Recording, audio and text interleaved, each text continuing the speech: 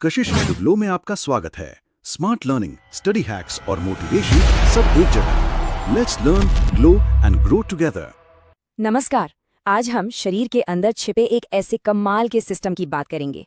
एक ऐसा super filter जो बिना रुके बिना थके हमें जिंदा और स्वस्थ रखने के लिए लगातार काम करता है।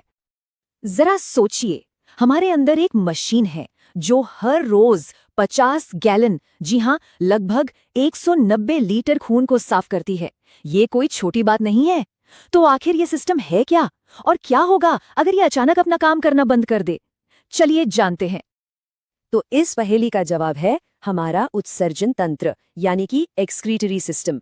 ये हमारे शरीर का वो गुमनाम हीरो है जो 24 घंटे सातों दिन हमारी अंदरूनी सफाई में लगा रहता है। देखिए, इसके 3 बहुत ही जरूरी काम हैं। पहला, शरीर में बनने वाले फालतू कचरे को बाहर निकालना। दूसरा, शरीर में पानी और जरूरी मिनरल्स का बैलेंस बनाए रखना। और तीसरा, जो सबसे अहम है, हमारे खून को लगातार फिल्टर करके साफ रखना। मतलब ये सिस्टम हमारी हेल्थ का एक मेन पिलर है। तो भाई, इस जबरदस्त सिस्टम को चलाता कौन है?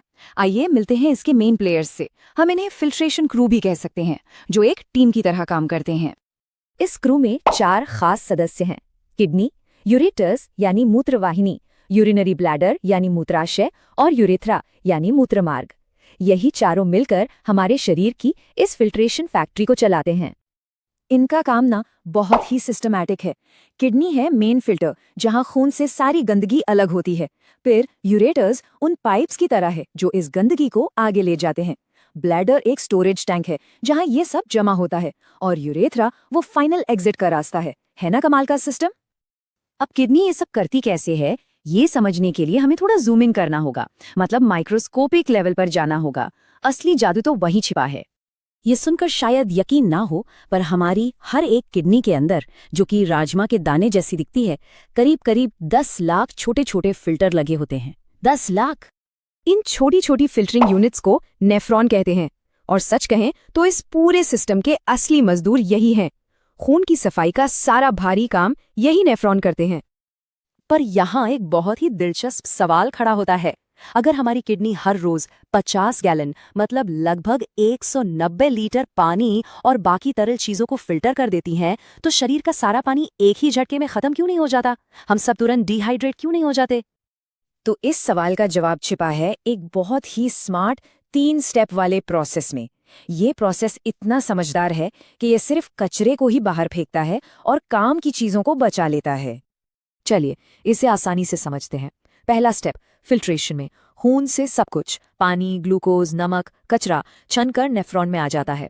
लेकिन फिर आता है दूसरा और सबसे जीनियस स्टेप, रीअब्जॉर्प्शन।